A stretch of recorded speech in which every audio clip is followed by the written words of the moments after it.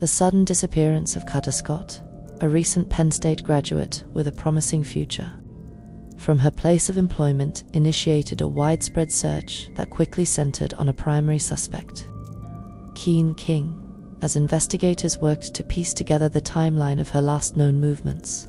Several key developments emerged, including the recovery of the suspect's vehicle and the discovery of personal items near an abandoned middle school. The case was further complicated by the emergence of shocking closed-circuit television footage, which appeared to show the suspect in a prior incident, stalking another woman at her home, providing a disturbing glimpse into a pattern of behavior that law enforcement would meticulously attempt to connect to the current investigation. Don't forget to write in the comments where and when you followed us on this mysterious journey, and subscribe for more unsolved events. The narrative surrounding the disappearance of Kada began within the quiet, controlled environment of an upscale assisted living facility, a place where she was known as a reliable employee. She had commenced her overnight shift in a routine manner, a fact established by internal records showing she had clocked in as expected. However, at some point during the night, she vanished without a trace, an action that was immediately flagged by her colleagues and superiors as profoundly uncharacteristic. The initial hours of the investigation were marked by a potent combination of urgency and uncertainty, with law enforcement officials publicly stating their belief that she could still be alive.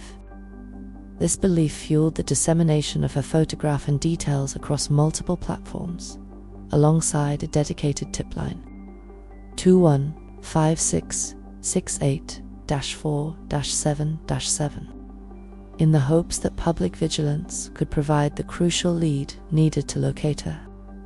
The gravity of the situation was underscored by her father's public plea and the establishment of a $10,000 reward for information directly leading to her whereabouts, a financial incentive aimed at penetrating the wall of silence that often surrounds such cases.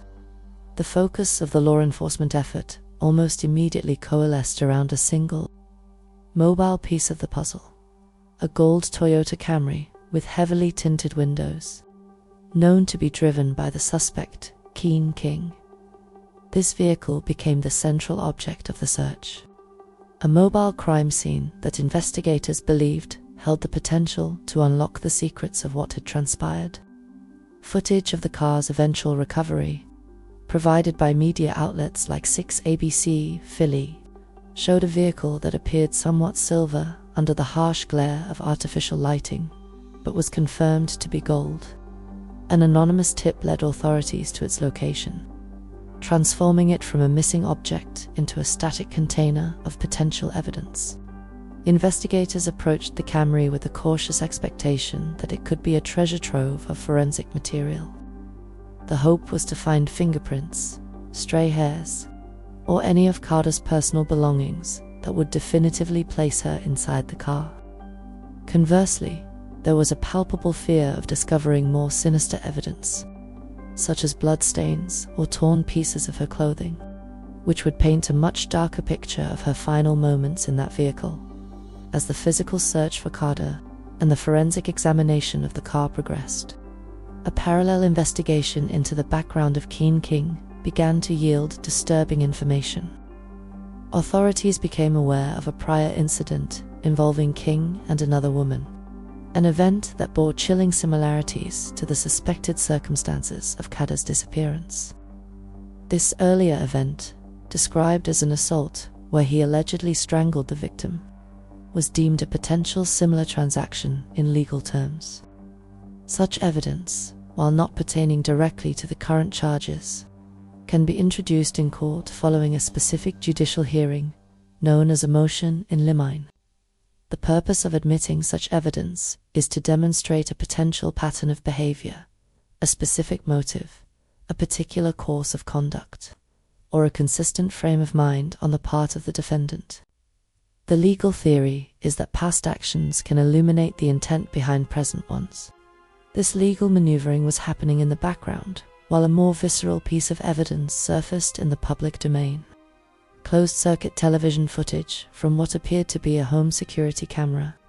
This video captured Kean King in an act of stalking the victim from the previously mentioned assault.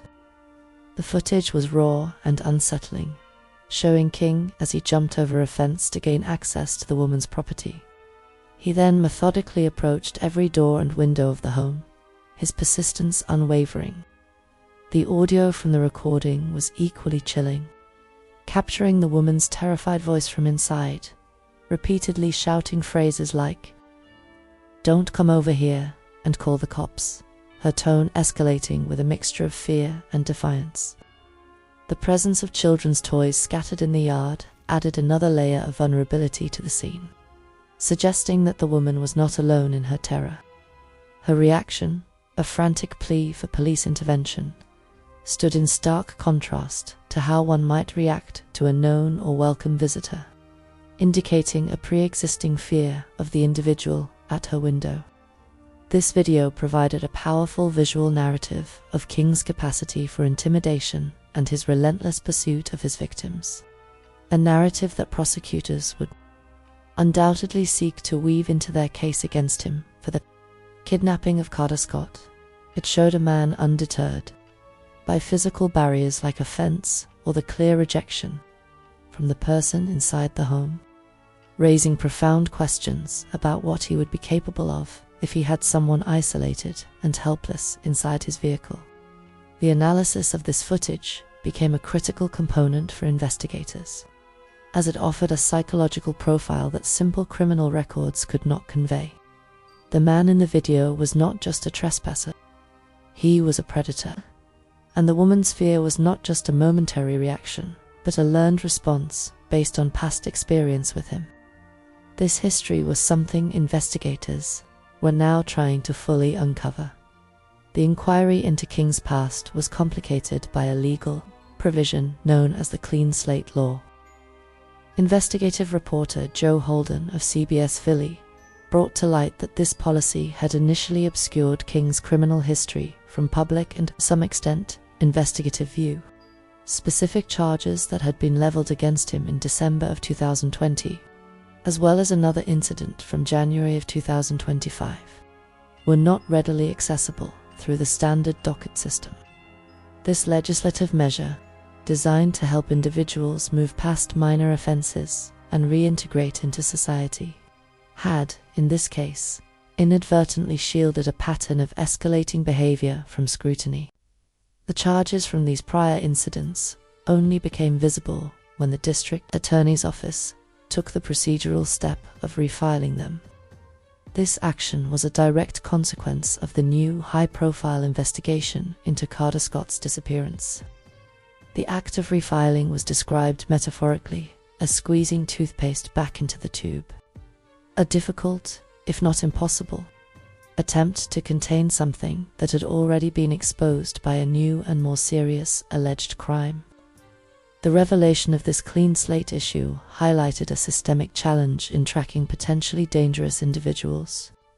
It raised questions about the balance between an individual's right to a fresh start and the public's need for safety and transparency, especially concerning repeat offenders.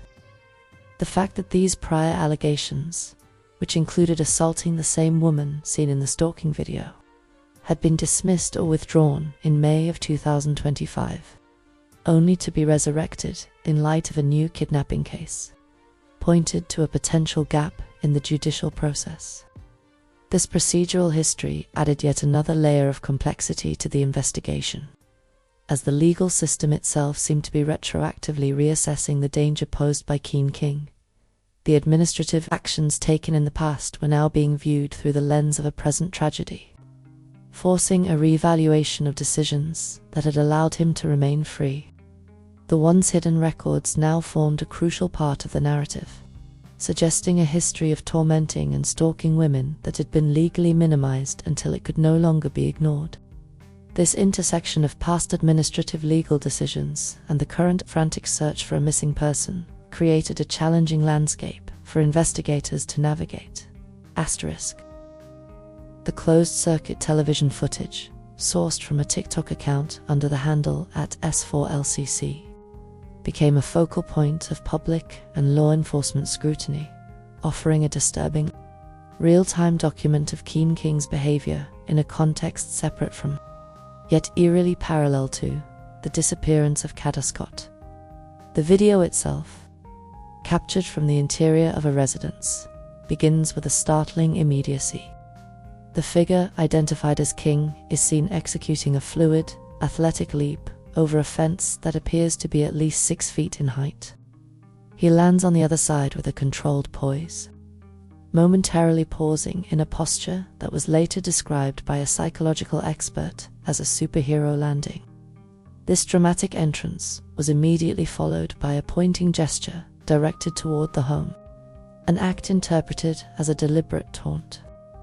He then begins a slow, methodical circuit of the property, approaching each window and door with an unnerving calm. The camera's perspective is shaky and frantic, conveying the sense of panic felt by the person filming. Her voice is audible throughout the recording, a high-pitched and urgent stream of commands and pleas. Phrases such as "go away" and the repeated instruction to call the cops are clearly discernible. The presence of children within the home is implied not only by the scattered toys visible in the yard, but also by the woman's desperate tone as she appears to direct her pleas for help to others inside the house with her. Her fear is palpable, not in expressive language, but in the raw tremor of her voice and the agitated movement of the camera as she tracks his progress from one vantage point to another, ensuring the doors and windows remain locked. The interpretation of this video became a subject of intense discussion among the various experts and commentators following the case. For many, including the program's host, the footage was a clear demonstration of a predatory mindset. It depicted a man for whom physical barriers, like a 6-foot fence and locked doors, were not deterrents, but merely obstacles to be overcome. His lack of fear, even when he was clearly being filmed and when the arrival of law enforcement was imminent, was noted as particularly troubling. He did not attempt to conceal his identity or flee the scene. Instead, he lingered, his movements suggesting a sense of entitlement and control over the situation. His persistence, moving from window to window, was seen as a form of psychological torment, designed to terrorize the occupants of the home. A clinical psychologist, Dr. Jaren L. Utter, who specialized in risk assessments within the criminal justice system, offered a professional analysis of King's body language. She characterized his initial landing and pointing gesture as a clear act of taunting, a behavior consistent with individuals who derive pleasure from instilling fear. She noted his swagger, the confident and almost theatrical way he moved around the property, as evidence that he was not only comfortable in this role, but was actively enjoying the power dynamic he had created. In her expert opinion, this was not a spontaneous act of anger or desperation, but a practiced and patterned behavior, part of a larger tactic of intimidation and control. The psychologist suggested that the woman's profound fear was a conditioned response, indicating that this was likely not the first time she had been subjected to such behavior from him, and that she was acutely aware of what could follow a potential escalation into physical violence. However, a starkly different interpretation was offered by the veteran defense attorney, Derek Smith. He approached the video with a professional skepticism, urging a suspension of judgment until more facts were known. He posed a series of hypothetical questions designed to challenge the prevailing narrative. He questioned the very premise of the encounter, suggesting that the perception of the events could be altered entirely if, for instance, King had received a text message from the homeowner asking for help with an intruder. In such a scenario, his persistent attempts to gain entry could be recontextualized as an effort to render aid. He pointed out that King was not seen carrying a weapon, and that his demeanor, while persistent, was not overtly aggressive in a physical sense. Smith also questioned the degree of the woman's fear, noting that, instead of cowering or hiding in a back room, she followed King from window to window, keeping him in her sight.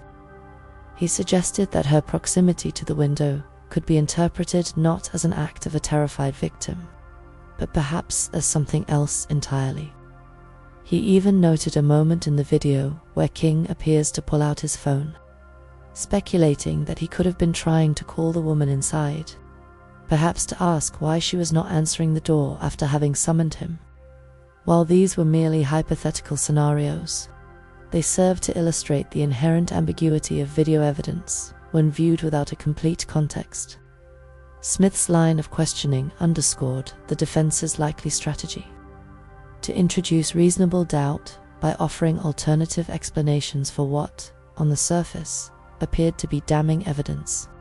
He insisted that without phone records, text messages, or a prior conviction for these alleged acts, the video remained just a series of images and sounds open to multiple interpretations.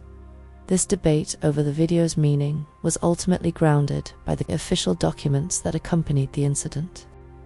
Joe Holden, the investigative reporter, provided crucial details from the criminal complaint that had been filed in relation to that event. According to the police report, King's appearance at the house that afternoon was his second visit that day. He had allegedly caused a disturbance in the backyard earlier that morning at 12:30. The complaint further alleged that King was known to carry a black Glock handgun and had made several explicit threats to kill the complainant and another witness. The narrative laid out by the police described a subsequent event where King forced this same victim into his car, which also contained his own 2-year-old child. He then allegedly drove at a high rate of speed from North Philadelphia towards the city center, choking and biting the woman in the face before she was able to escape when he dumped her on Gerrard Avenue. These documented allegations provided a stark, official counterpoint to any alternative interpretations, grounding the video evidence in a specific history of reported violence that investigators now had to consider in the context of Kada, Scott's disappearance, asterisk. As the investigation intensified, the focus shifted beyond the closed-circuit television footage and the suspect's known history to the physical evidence directly connected to Kada Scott. A critical turning point in this aspect of the case was the discovery of several of her personal belongings at the abandoned Ada Lewis Middle School, a dilapidated structure that had been closed since 2008. This discovery was a significant development, as it provided tangible proof linking Kada Scott to a specific location, separate from her workplace and the suspect's vehicle. The abandoned school, a 3-story building that was once a vibrant educational institution, now stood as a haunting shell of its former self, a place of graffiti-covered walls and broken windows. The mere setting, with its atmosphere of decay and neglect, contributed to the case's increasing sense of foreboding, a sentiment vividly captured by Joe Holden when he described it as a scene that could easily belong in a horror movie.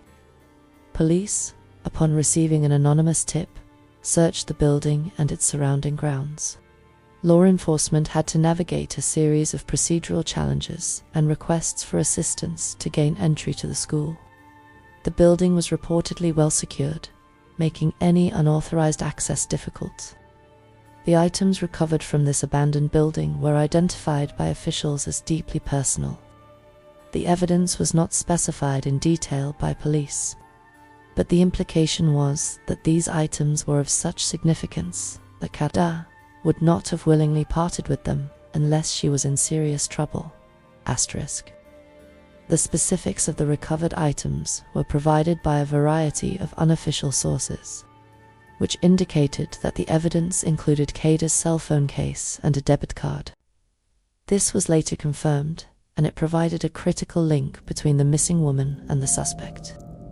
Brian Fitzgibbons, the director of operations at a security firm specializing in locating missing persons, offered his insight into the significance of these items. He pointed out that people often form strong emotional attachments to their cell phones and the accessories that go with them. especially the type of woman Kada appeared to be, who was known for her fashion sense and attention to detail. The fact that her cell phone case was found in this desolate location suggested that the phone itself might have been discarded or sold by the suspect. Kean King. He also observed that the cell phone case was distinctive, described by the host of the program as bedazzled, making it easily identifiable. This observation raised the possibility that the cell phone case was deliberately left at the school to be easily recognized, thus misdirecting attention and obscuring King's actual intentions. Sydney Sumner, a Crime Stories investigative reporter, further corroborated that the items were found outside the building, highlighting the fact that police did not believe that either Kada or Kean King had actually entered the structure. Asterisk. The significance of the Ada Lewis Middle School as a crime scene was underscored by Cheryl McCollum, the director of the Cold Case Investigative Research Foundation. Having investigated many similar cases over her career, McCollum emphasized the tendency of criminals to choose secluded locations where there are no witnesses and no surveillance for discarding evidence. The presence of Kada's belongings at this specific location, in conjunction with the other evidence against King, suggested a clear pattern of behavior. The evidence recovered at the school was not just physical, but it also pointed to where law enforcement's focus should be. The presence of her bank card and cell phone case provided law enforcement with a clear path to trace her last transactions, which could help provide a timeline of her movements and where King may have taken her. Law enforcement was eager to explore these questions. Investigators were particularly interested in whether her bank card contained any fingerprints or DNA belonging to King, which would be crucial in establishing a connection between the suspect and the scene. Also, the presence of King's DNA on the cell phone case would strongly tie him to the belongings, which would further indicate his involvement in her disappearance. Asterisk. This theory about the phone's potential sale by King raised another investigative angle, suggesting that law enforcement may want to start tracing the phone's transactions to see if there were any unusual circumstances. Investigators could trace the phone and follow the history of its use after Kada went missing. Further, if the phone was sold or used by King himself, then this could link him directly to the crime. The presence of Kada's belongings in the abandoned school, combined with the other evidence, created a network of clues that investigators sought to weave together into a cohesive narrative. The recovery of her debit card and cell phone case provided a direct physical link between the victim and the alleged perpetrator and a specific location. By combining this evidence with the closed-circuit television footage of King's earlier actions and the disturbing allegations of a history of violence against other women, investigators were building a case, piece by piece, hoping to reveal the truth behind Kada Scott's vanishing. The discovery of these personal belongings was not only a physical marker of a crime scene, but also a tragic reflection of Kada Scott's sudden and mysterious disappearance. Every item was a symbol of a life that was abruptly interrupted, of a future cut short, and a poignant reminder of the urgent need to find answers. Asterisk, the car. An additional piece of crucial evidence was located near where the suspect's family lived. This further underscored the idea that King had tried to find a discreet place to conceal any information. The car was considered to be a potential treasure trove of evidence and forensic. Scientists would have many possible avenues for analysis.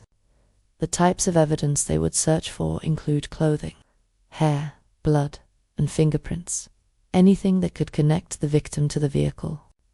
The secondary category would be anything used in the commission of a crime, weapons, restraints, or any other items that could link the crime. The fact that the car had not been reported stolen provided another important point of analysis, as it did not indicate a motive of theft or a desperate attempt to conceal the vehicle.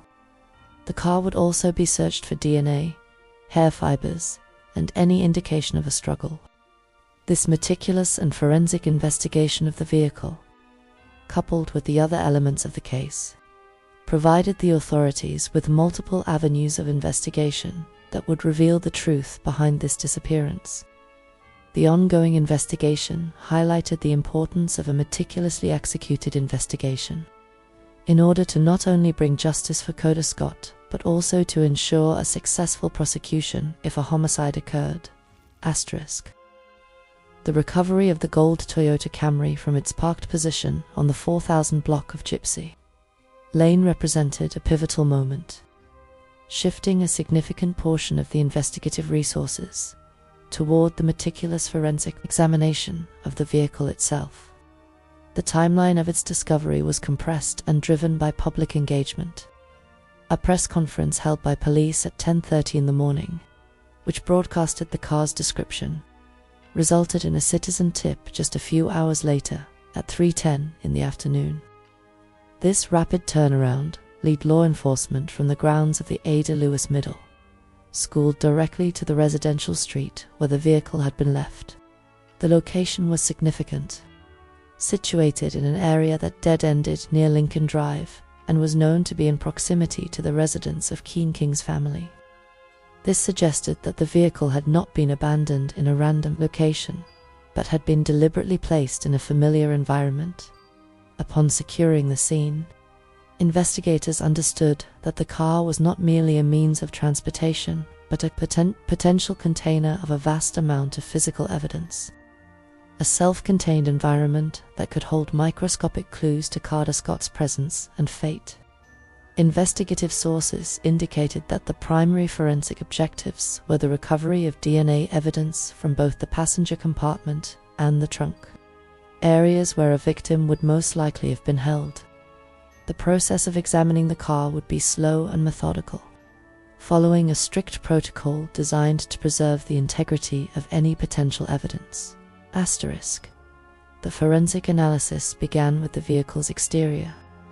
Investigators would have conducted a careful visual inspection, photographing the car from all angles to document its condition as found, including the state of the heavily tinted windows, which in themselves suggest a desire for concealment. The tires would have been of particular interest, as the soil and debris lodged in their treads could provide a geographical history of the car's recent movements. Samples of this soil would be collected and later compared with soil taken from key locations, such as the Aubrey Arboretum, the area around the Ada Lewis Middle School, and the location where Kada was last seen. A match could potentially establish a direct link between the vehicle and these crime scenes. The undercarriage of the Camry would also be subjected to a thorough inspection, following a procedure similar to that used when a vehicle is placed on a lift for an oil change. Forensic technicians would examine the entire bottom of the car for any trace evidence. This could include blood, tissue, or fabric fibers that might have been transferred during a struggle, or if a person had been dragged or placed underneath the vehicle. The exterior surfaces, including the door handles, windows, and trunk lid, would be processed for latent fingerprints, a routine but crucial step in identifying who had been in contact with the car. Once the exterior examination was complete, the focus would turn to the interior, a process that requires an even higher level of precision. The protocol would dictate that investigators start with the least intrusive methods first.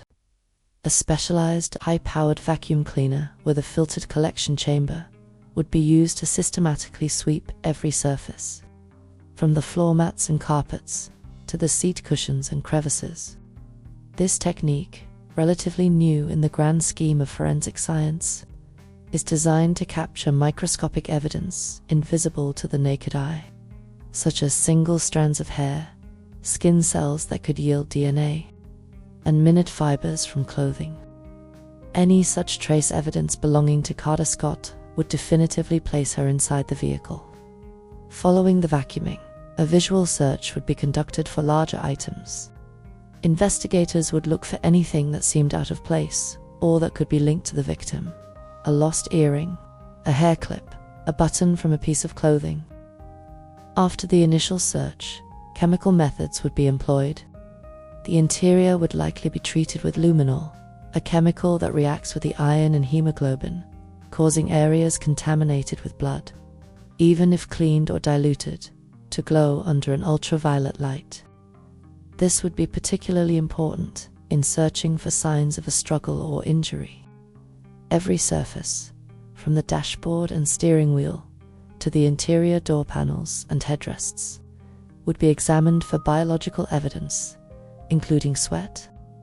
As was noted in the investigation of the Teresa Halbach case, sweat can be a potent source of DNA. The area around the ignition, the gear shift, and the steering wheel would be swabbed in an effort to recover the DNA of the driver. The trunk would receive the same level of intense scrutiny, treated as a separate secondary crime scene, as it is a common location used to transport or conceal a victim. The entire process is painstaking, designed to build a complete forensic picture of who was in the car and what might have occurred within its confines. The fact that Kean King, the vehicle's owner, had not reported it stolen was a significant detail for investigators, as it removed the possibility that an unknown third party was responsible for its involvement, solidifying the connection between him, his car, and the disappearance of Kada Scott.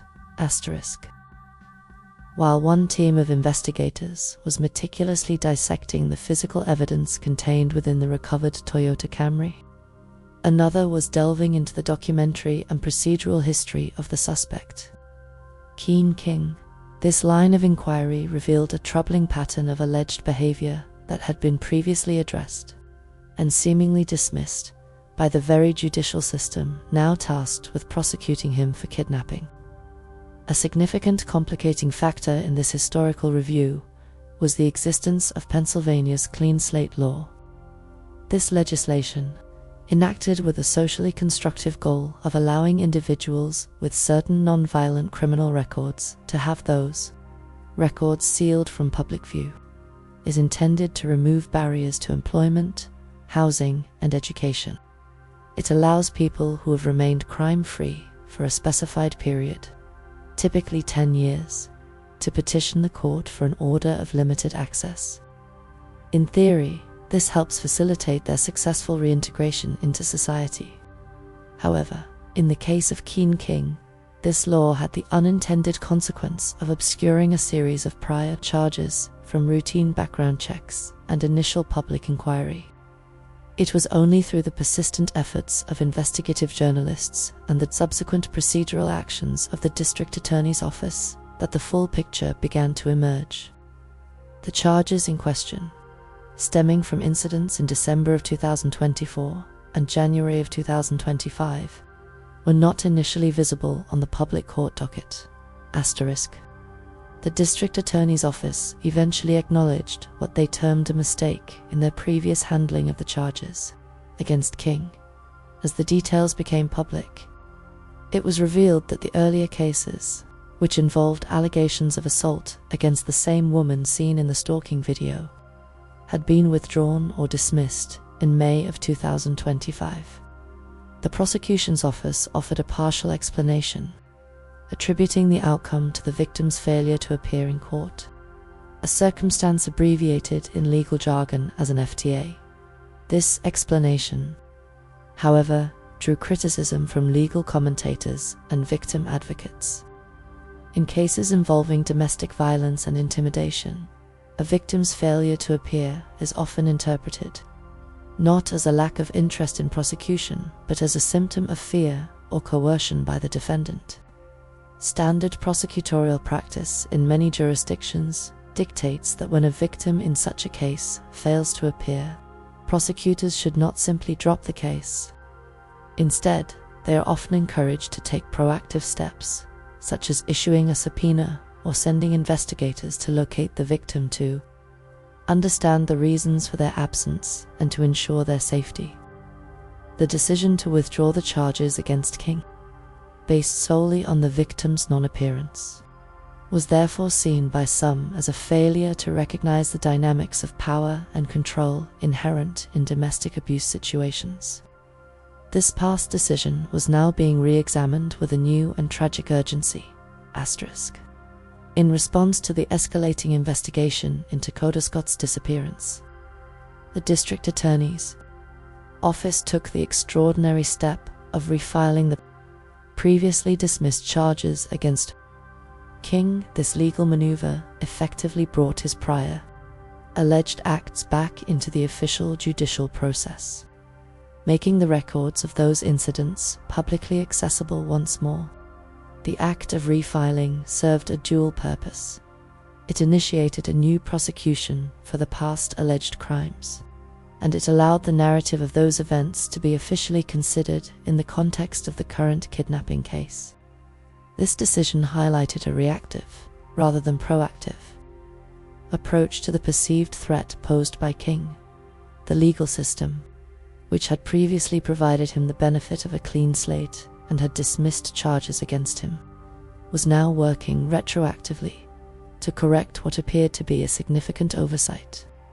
The entire episode exposed a potential vulnerability in the balance between rehabilitative justice and public safety. The clean slate law, designed for one purpose, had inadvertently provided cover for a pattern of behavior that was now central to a major kidnapping investigation.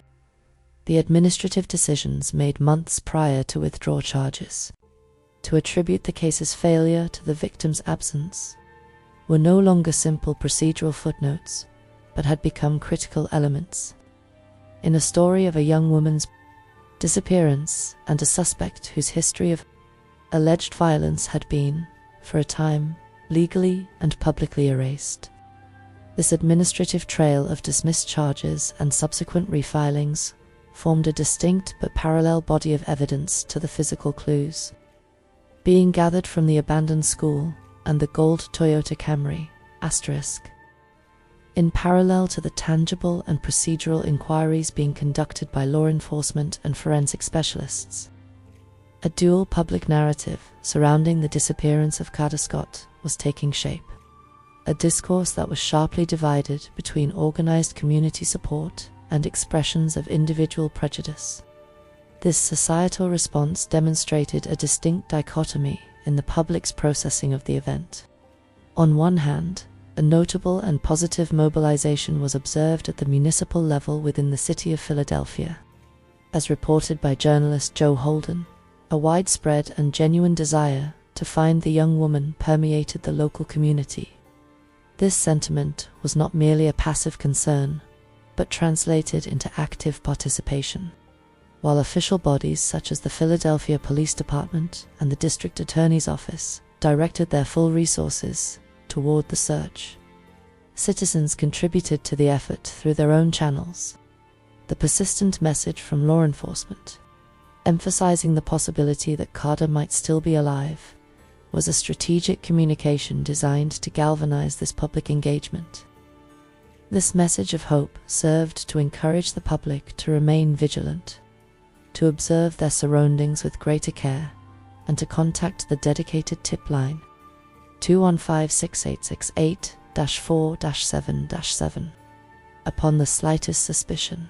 The $10,000 reward offered by Kada's father was another element that made this civic participation more concrete.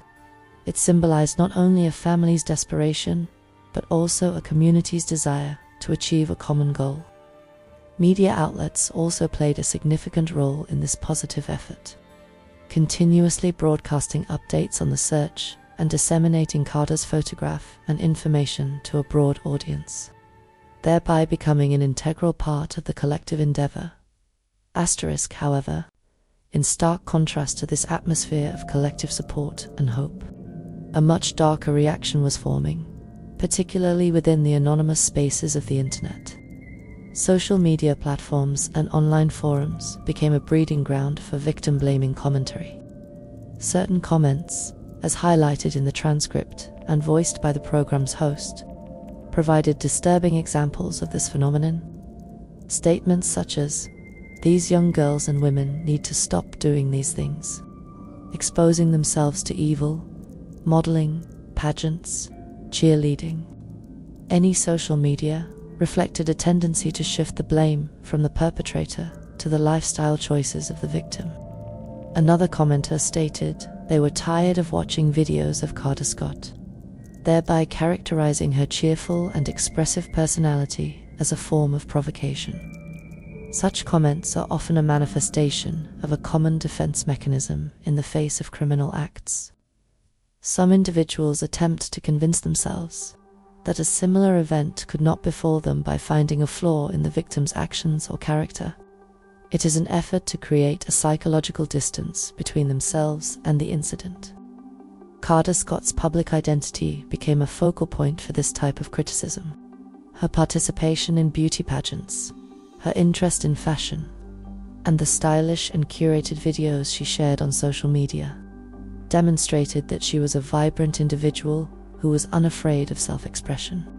As a high-achieving graduate of a prestigious institution like Penn State, she embodied a multifaceted personality that combined beauty with intelligence. Yet, for commentators inclined toward victim-blaming, her lifestyle, perceived as ostentatious, was presented as a justification for what had happened to her. Her self-confidence and visibility were reframed as prancing around or exposing herself to danger. This situation revealed how Kada's identity became both an object of celebration and a target of condemnation in the public sphere.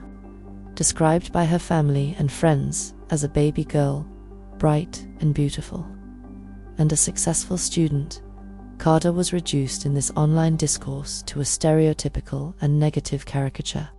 Consequently, the concrete and physical search to find Kada Scott was accompanied by a more abstract struggle to protect her identity and her memory from these corrosive public judgments. Asterisk. While the fractured public perception and the moral judgments circulating on social media influenced the atmosphere of the investigation, such emotional and subjective assessments hold no validity in the arena where the case would ultimately proceed, the courtroom. The legal process relies solely on admissible evidence and the logical presentation of that evidence within a structured framework. In this context, the perspective articulated by defense attorney Derek Smith reveals the potential weaknesses in the case against Kean King and outlines the likely contours of a defense strategy. Smith's core argument is built upon the premise that the evidence presented thus far is largely circumstantial, lacking the kind of direct, physical proof that would irrefutably connect the suspect to the victim. In a criminal trial, the burden of proof lies with the prosecution, which must establish the defendant's guilt beyond a reasonable doubt. The task of the defense is not to prove innocence, but to create a reasonable doubt about the prosecution's case. Therefore, the defense strategy would focus on weakening or breaking the individual links in the chain of evidence presented by the prosecution. Asterisk. The circumstantial evidence in the possession of the prosecution, while not individually conclusive, has the potential to form a powerful, inferential chain when woven together.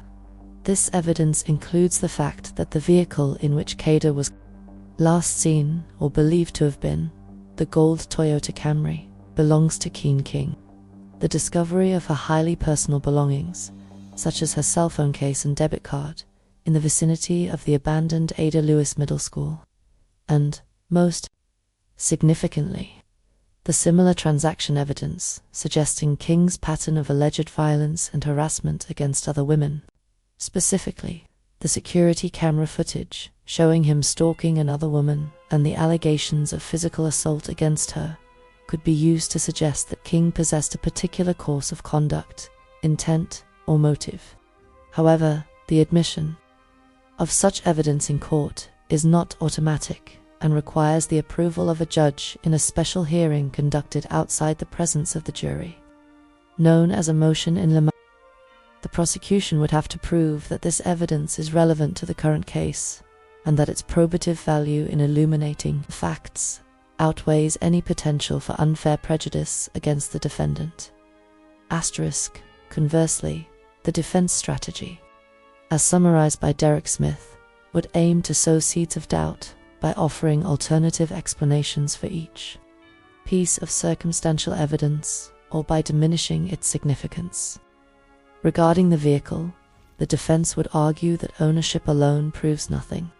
If forensic examinations fail to produce any biological evidence, DNA, blood, hair belonging to Kada, from inside the car, the defense will contend that the connection is merely associative and not conclusive.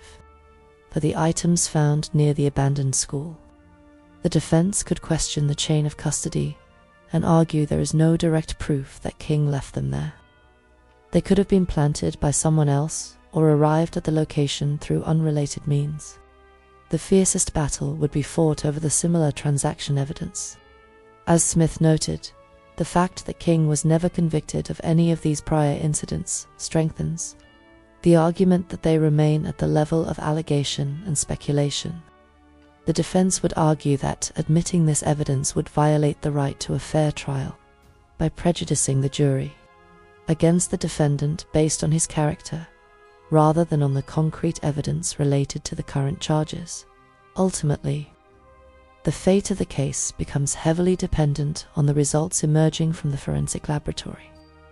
If a single microscopic trace of Kada Scott is found within the Toyota Camry, the prosecution's circumstantial chain of evidence will suddenly become much more solid.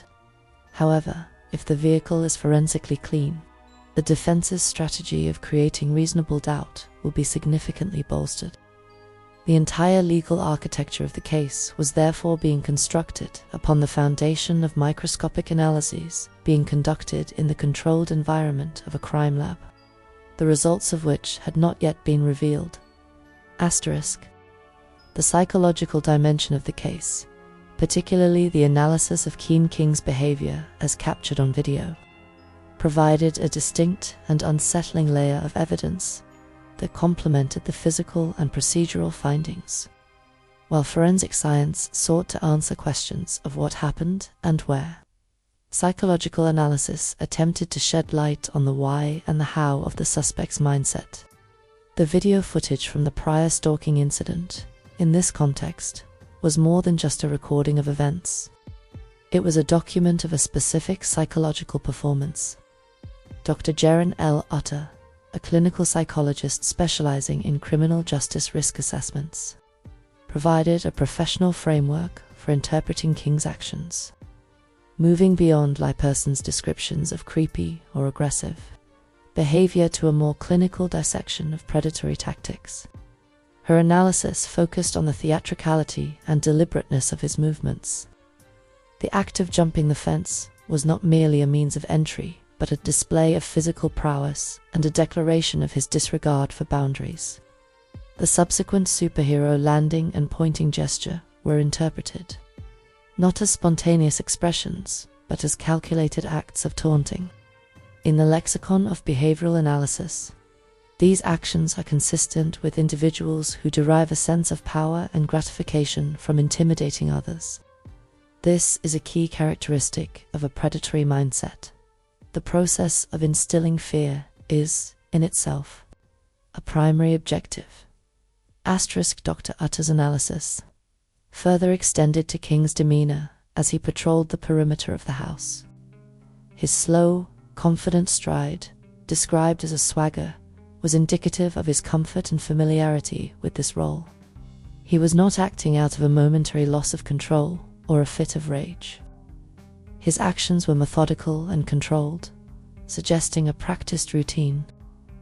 This methodical approach is significant because it points away from a crime of passion and toward a more planned and deliberate form of harassment. The psychologist also highlighted the interactional nature of the event. King was not simply trespassing on a property. He was engaging in a psychological battle with the occupant. He knew he was being watched, and he was performing for his audience of one. The act of moving from window to window was a way of maintaining constant pressure, of communicating that there was no escape from his presence.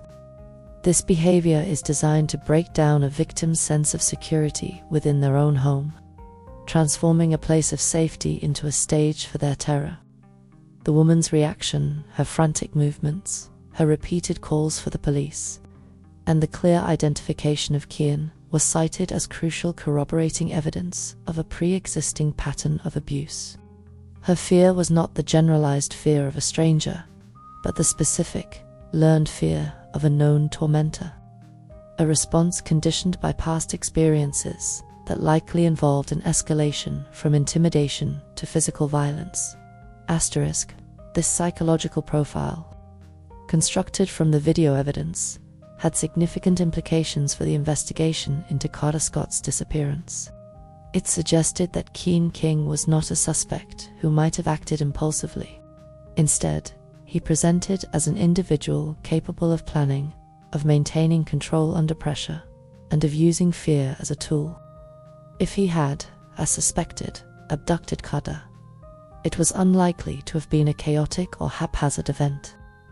The same methodical persistence seen in the video would likely have been applied to his interaction with her. The psychologist's assessment also raised questions about how Kada might have ended up in his car. Given the pattern of behavior, it was deemed highly improbable by Dr. Utter that she would have gone willingly. The profile suggested a perpetrator who would use coercion, intimidation, or direct force rather than charm or persuasion. The behaviors observed, the taunting, the strutting, the relentless pursuit, were all components of a larger strategy of dominance. This expert analysis provided investigators with a behavioral lens through which to view all other pieces of evidence. It transformed Kean King from a generic suspect into a specific type of predator, one whose actions were likely to be consistent across different victims and different scenarios.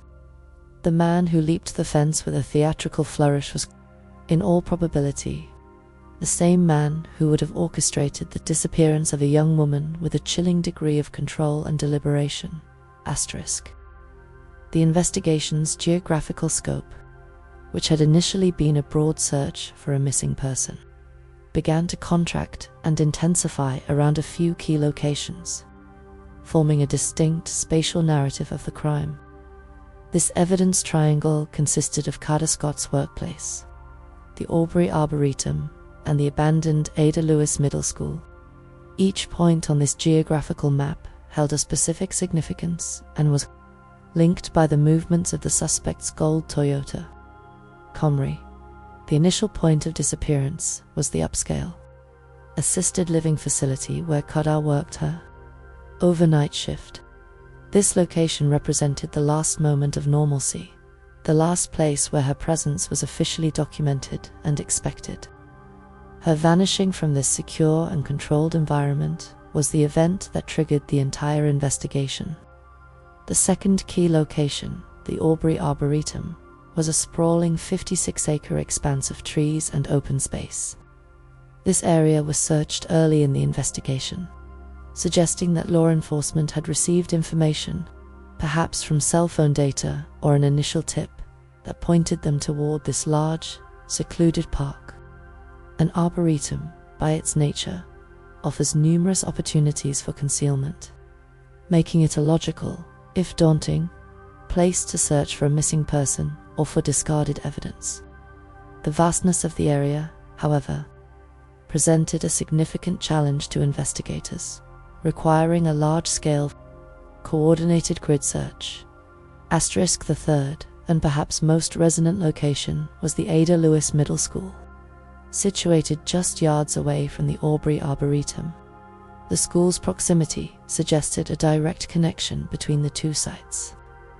It was here that the investigation yielded its most significant physical evidence: Kada's personal belongings, the discovery of her debit card and bedazzled cell phone case on the grounds of this defunct building provided the first tangible link between Kada and a specific location after she went missing. The character of the school itself, abandoned, derelict, and described as a scene from a horror movie, added a powerful and grim emotional texture to the case. It was a place on the margins of society, a location where criminal activity could occur away from prying eyes and surveillance cameras. Criminals, as noted by forensic expert Cheryl McCollum, are experts in geography. They instinctively know the places where they are least likely to be observed. The choice of this location for the disposal of evidence was likely not random, but a deliberate decision based on a knowledge of the local landscape and its blind spots. The thread connecting these 3 geographical points was the suspect's vehicle. The Toyota Camry was the mobile element that allowed the perpetrator to move the victim, or at least her belongings, from the point of abduction to the point of disposal. The eventual discovery of the car on Gypsy Lane, near the suspect's family's residence, completed this geographical circuit. It suggested a return to a place of familiarity and relative safety for the suspect after the commission of the crime. The analysis of the soil from the car's tires and undercarriage became a crucial exercise in forensic geography. The goal was to match the microscopic soil and pollen samples from the vehicle to the specific environmental profiles of the arboretum and the school grounds. A successful match would provide a scientific link, placing the car at these key locations and solidifying the timeline of events. This geographical mapping of the crime was a critical investigative process. It transformed the abstract concept of a disappearance into a concrete series of movements through a specific landscape. It allowed investigators to visualize the perpetrator's journey, from the controlled environment of the workplace, through the secluded natural setting of the arboretum, to the decaying urban ruin of the abandoned school. Each location told a part of the story, and together they formed a silent, spatial testimony to the events that had transpired in the hours after Kada Scott clocked in for her final shift. The culmination of the initial investigation brought together the disparate threads of evidence: physical, procedural, psychological, and geographical, albeit incomplete, narrative. The arrest of Kean King on kidnapping charges marked a formal transition from a missing person search to a criminal prosecution. Yet the central question of Kada Scott's whereabouts remained unanswered. The public's hope, officially sustained by law enforcement's statements, was that she might still be found alive, a possibility that lent a desperate urgency to the ongoing efforts. The case against King, as it stood, was a mosaic of circumstantial evidence. There was the vehicle, a critical nexus, forensically examined for the microscopic traces that would place Kada inside. There were her personal belongings, discovered in a desolate location, a tangible link to a secondary crime scene. There was the powerful video evidence of a prior act, offering a chilling glimpse into the suspect's predatory psychology and pattern of behavior. And there was the administrative trail of dismissed and refiled charges, a procedural subplot that spoke to a systemic failure to recognize a pattern of escalating danger. Each piece of evidence, on its own, was subject to interpretation and challenge by the defense. However, when viewed collectively, they painted a compelling and deeply disturbing picture. The investigation now moved into a new phase, one that would be quieter and less visible to the public.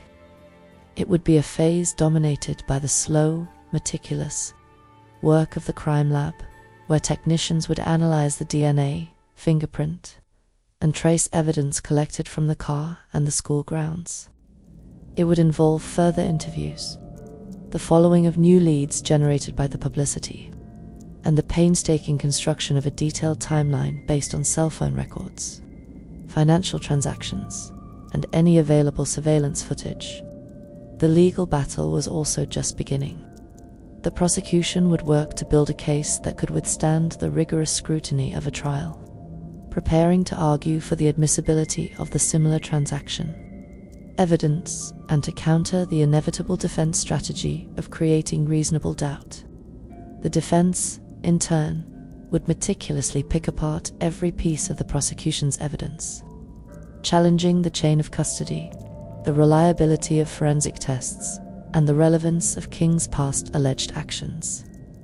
The case had become a complex interplay of science, law, and human behavior, a puzzle with many pieces, but with the most crucial piece, Kada Scott herself, still missing. The community remained on edge, caught between the hope for a miraculous return and the growing fear of a tragic outcome.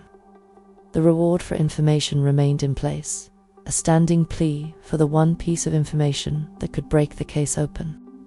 The story of Kada Scott's disappearance had become a stark reminder of the vulnerability that can exist just beneath the surface of a normal life, and of the profound and lasting impact that a single act of violence can have on a family, a community, and a city. Human nature always seeks answers. We try to illuminate every clue, every whisper, every dark corner. However, the fact that some questions remain unanswered is, in fact, the truest answer. See you in the next unsolved file, *.